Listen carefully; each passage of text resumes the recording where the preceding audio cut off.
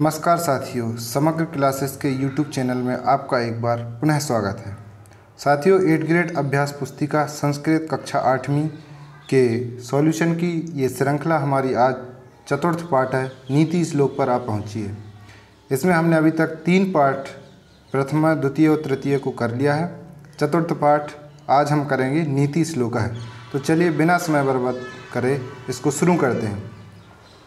चतुर्थ पाठ है नीति श्लोक है, मतलब नीति संबंधी जो श्लोक है इस पाठ में दिए गए हैं। हमारे समाज के लिए जो नीति संबंधी बातें हैं, नीतिगत बातें हैं, उनके बारे में इसमें चर्चा हुई है। ये जो है एक रचना है भर्तृहरि जी की, जिन्होंने 3 शतक लिखे हैं, नीति शतक, श्रृंगार शतक और वैराग्य शतक। उनमें से नीति शतक जो संरचना है उससे संबंधित इसमें कुछ श्लोक दिए गए हैं। तो चलिए हम सीधा प्रश्नोत्तर को सॉल्व करते हैं। सबसे पहले बहुविकल्पी प्रश्न है, मतलब बहुविकल्पी प्रश्न है। 4 में से एक ऑप्शन चुनकर आपको आंसर देना है। तो प्रश्न 1 है, आचार है परमो खालिस्तान, तो इसमें आ जाएगा धर्म है, ऑप्शन आ। दूसरा आता है हमारा नीति श्लोकेषु भवति, मतलब नीति श्लोकों में होता है, क्या होता है, नीति होती है। तो इसका आंसर हो जाएगा विकल्प बा, नीति। इसके बाद है प्रश्न 3, मोहात् किम प्राप्नोति, मोह से क्या प्राप्त होता है, तो उससे मृत्यु प्राप्त होती है। तो इसका आंसर हो जाएगा आ, मृत्युम। फिर है निर्धनस्य पदे विभक्ति अस्ति, निर्धनस्य पद में कौन सी विभक्ति है, तो जहाँ भी अस्य का उच्चारण होता है वहाँ पर हमेशा षष्ठी विभक्ति होती है। तो इसमें हो जाएगी विकल्प दा, षष्ठी विभक्ति। अब है प्रश्न क्रमांक 5, विषम कस्य भूषणम, विष किसका आभूषण है। तो हमें पता है कि विष जो है शंकर जी ने पिया था, तो उनके गले में उसका निशान बन गया था, तो वो एक आभूषण की तरह बन गया। इसलिए इसका आंसर हो जाएगा शिवस्य, विषम शिवस्य भूषणम, विष जो है वो शंकर जी का आभूषण है। तो प्रश्न क्रमांक 5 का उत्तर हो जाएगा विकल्प सा। अब है रिक्त स्थानानि पूर्यत, खाली स्थानों की जो है पूर्ति कीजिए। तो प्रश्न क्रमांक 6, विचिन्तेत पदे वि उपसर्ग अस्ति, मतलब विचिन्तित पद में वि उपसर्ग है। प्रश्न क्रमांक 7 है, षड् विद्या जीवलोकस्य सुखानि राजन, मतलब जो 6 विद्या हैं जीवन के सुख हैं।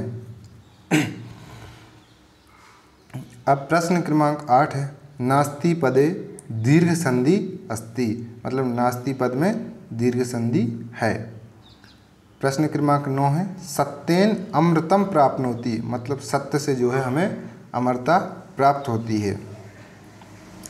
प्रश्न क्रमांक 10 है, गुणेषु यत्नः करणीयम, मतलब गुणों के लिए हमें यत्न करना चाहिए।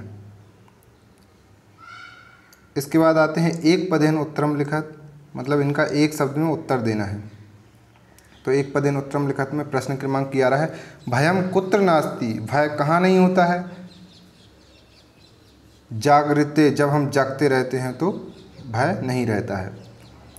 प्रश्न क्रमांक 12 है, शिला शैले केन आरोप्यते, मतलब शिला और शैल जो है उनको किसके द्वारा आरोपित किया जा सकता है, तो यत्नेन, प्रयास के द्वारा।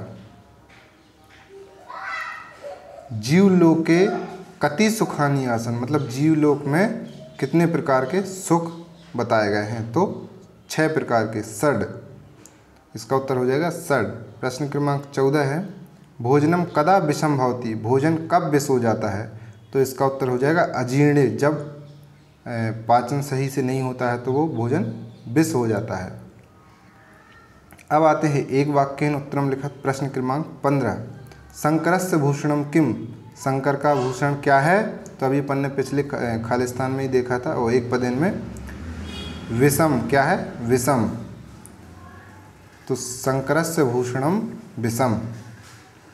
अब है प्रश्न क्रमांक 16, अमृतम केन आपद्यते, अमृतम जो अमृत तो जो है वो किसके द्वारा प्राप्त होता है। तो अभी अपन ने देखा था पिछले प्रश्न में कि अमृतम सत्येन आपद्यते, अमृत जो है वो सत्य के द्वारा प्राप्त होता है। इसके बाद है सूरम कदा जानियात। सूरवीर जो हैं वो कब जाने जाते हैं, मतलब कहाँ जाने जाते हैं। तो किसी व्यक्ति की सूरता का परिचय जो है वो युद्ध में होता है। तो इसका उत्तर हो जाएगा सूरम युद्धे जानियात। प्रश्न क्रमांक 18 है देहे किम प्रतिष्ठितम। तो इसका उत्तर हो जाएगा अमृतम चैव मृत्युश्च द्वयम देहे प्रतिष्ठितम। मतलब अमरता और मृत्यु दोनों ही हमारे देह में समाहित हैं। अब आ जाते हैं दीर्घोत्तरम प्रश्न लिखत। तो दीर्घोत्तर में थोड़ा सा बड़ा उत्तर रहता है। अब यहाँ पे दिया गया है कि विक्रियन्ते न घंटार्भिगावः अनेन कथनेन किम तात्पर्यम अस्ति। मतलब खाली घंटी बजाने से गाय नहीं बिकती है, इस कथन का क्या तात्पर्य है। तो इसका आ जाएगा गुणेषु क्रियन्ताम यत्नः किमाटोपै प्रयोजनम न भवति। मतलब गुणों के लिए हमें यत्न करना चाहिए, दिखावे से जीवन नहीं चलता है। यथा जैसे विक्रियन्ते न घंटार्भिगावः क्षीर विवर्जिता। जिस प्रकार बिना दूध देने वाली गाय उसके गले में लगी घंटी बजाने से नहीं बिकती है। तो इसका तात्पर्य ये हुआ कि मतलब यहाँ पर गुणों वाली वस्तु की कीमत होती है, इसलिए हमें यत्न करना चाहिए अपने आप में गुणों को विकसित करने के लिए। अब है प्रश्न क्रमांक 20 नीति श्लोकः पाठात् स्त्रीलिंग युक्तान पदान चित्वा लिखत यथा भार्या। मतलब नीति श्लोक जो पाठ है इसमें स्त्रीलिंग युक्त शब्द कौन कौन से आए हैं उनको चुन करके लिखिए। जैसे कि भार्या, तो इसमें आ जाएंगे भार्या, विद्या, मृत्यु, शिला, गावः, दरिद्रता, घंटा, प्रियवादिनी, चा इत्यादि। मतलब और भी इतने सारे।